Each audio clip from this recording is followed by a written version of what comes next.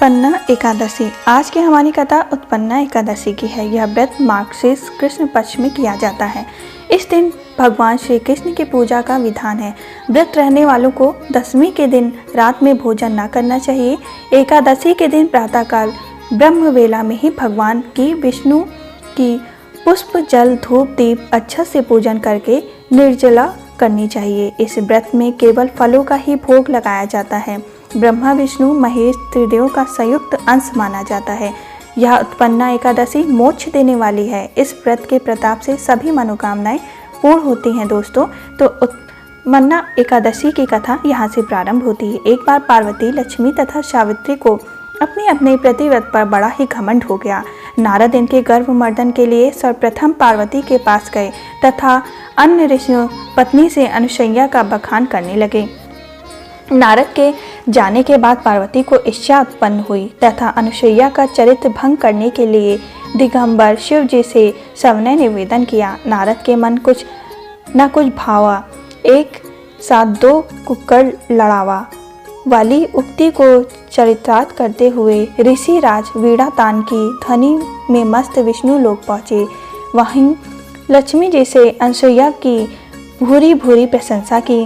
भला लक्ष्मी जी कब पर गुणावंत सुनते वाली थीं। नारद के अदृश्य होते ही भगवान विष्णु से अनुसैया का प्रतिव्रत नष्ट करने का आग्रह किया।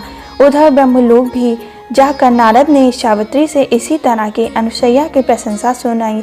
सावित्री इन दो देवियों का अनुकरण करते हुए प्रजापति से अंति पत्नी के सतीत्व मर्यादा भंग करने की प्रार्थना करने लगी। इस प्रकार ब्रह्मा विष्णु महेश तीनों देव अनुसैया का व्रत भंग करने के लिए चल दिए।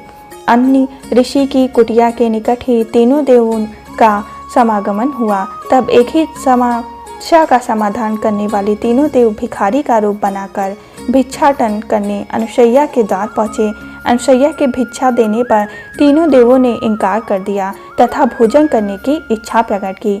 अतिथि सत्कार को ही जीवन समझने वाले अनुसैया ने भिक्षाओं की बात स्वीकार कर ली। इसके पश्चात उन्हें स्नादि से निवृत्त होने को कहा। तीनों देवों के आते ही श्रद्धा से अनुसैया जब भोजन की थाली परोस कर लाईं तो उन लोगों ने भोजन करने से इनकार करते हुए कहा कि जब तक तुम नग्न होकर हमें भोजन ना परोसोगी तब तक हम लोग भोजन नहीं ग्रहण करेंगे। यह सुनकर अनुसैया के हृदय में पहले तो पैर से सिर तक आग जल उठी, लेकिन वह अनुसैया प्रतिव्रत धर्म के सत्य से तीनों देवों की प्रवंचना समझ गईं। अनुसैया द्वारा अन्य ऋषि के चरणोदक को छिड़कते ही त्रिदेव छोटे छोटे बच्चे के रूप में हो गए। तब सती ने उन्हें भरपेट भोजन कराया तथा पालने पर झुलाती हुई वात्सल्य प्रेम में दिन व्यतीत करने लगी। इधर काफ़ी समय व्यतीत होने पर तथा त्रिदेवियों के न लौटने पर त्रिदेवियों की देवियां घबराने लगीं। तब एक दिन नारद के द्वारा ज्ञात हुआ कि तीनों देव एक बार अनुसैया के घर जाते दिखाई दिए थे। इतना सुनते ही लक्ष्मी, ब्रह्माणी तथा पार्वती अन्य मुनि के आश्रम में पहुंची तथा अनुसैया से अपने अपने पतियों के बारे में पूछा। अनुसैया ने पालने की ओर इंगित करके अपने अपने स्वामी को पहचानने को कहा। लक्ष्मी ने बहुत चालाकी से विष्णु को पहचाना न चाहा, मगर जब पति समझकर उठाया तो भगवान शंकर निकले।